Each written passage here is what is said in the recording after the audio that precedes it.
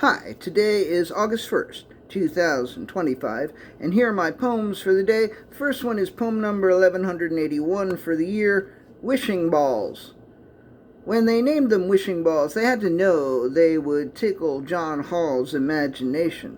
The perverted mind of John S. Hall tried to mitigate its gall and not write a poem about wishing balls, but it was bound to fail. It was bound to fall. Gather round and bring a wish. Reach into these pants, go fish, and fiddle with a testicle, although you might be skeptical. Close your eyes and squeeze it softly. Whisper words, both crass and lofty. Set the testicles hard afire, and it will grant what you desire. Treat it well and heed my call, for you can truly have it all, courtesy of the wishing ball. Sure as my name is John S. Hall. Poem number 1182, August.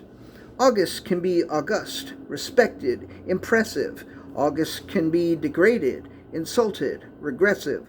August can be faded or shining and strong. August can be all out of place, or it can belong. August can only be what it is. It cannot be what it is not. Like you, August can be beautiful. Like you, August sure is hot. Poem number 1183, Song of Faith.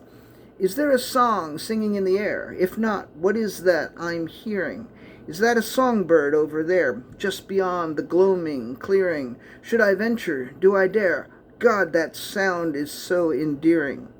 I'm enveloped, lost in time, lost in incandescent feeling, lost in meaning, lost in rhyme, lost and nearly overkeeling, lost in light and life sublime. God, this moment is appealing. Minutes later it is gone, but I'm still bathed in afterglow, not still here but not withdrawn, flooded in the endless flow. Found a rock to rest upon. God, show me where next to go. Poem number 1184, Museum of the Yoni.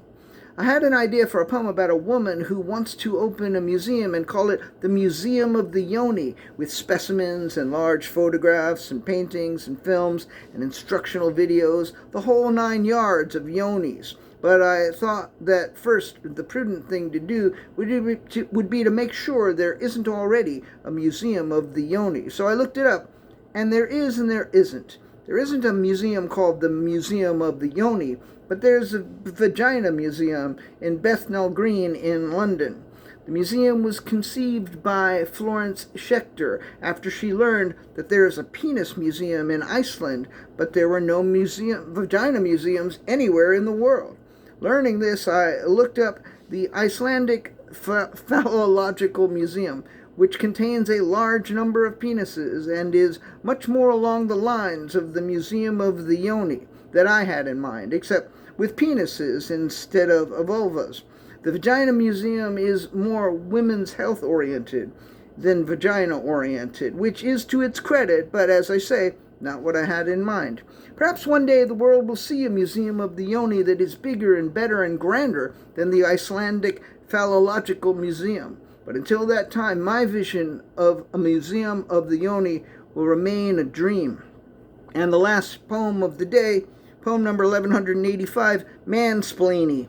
I'm well aware that it is very mansplainy of me to suggest that the woman who founded the Vagina Museum is doing it wrong. I never promised you a rose garden or a yoni garden or 10,000 poems with no mansplaining. I'm just a man. I do what I can. All right, that's it. Thank you. I appreciate you.